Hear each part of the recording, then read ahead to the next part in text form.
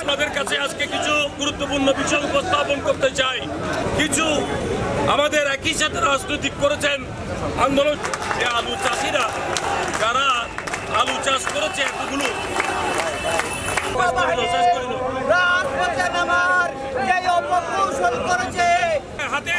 গণসংযোগে যারা অংশগ্রহণ করেছেন, সম্মানিত আহ্বায়ক জনাব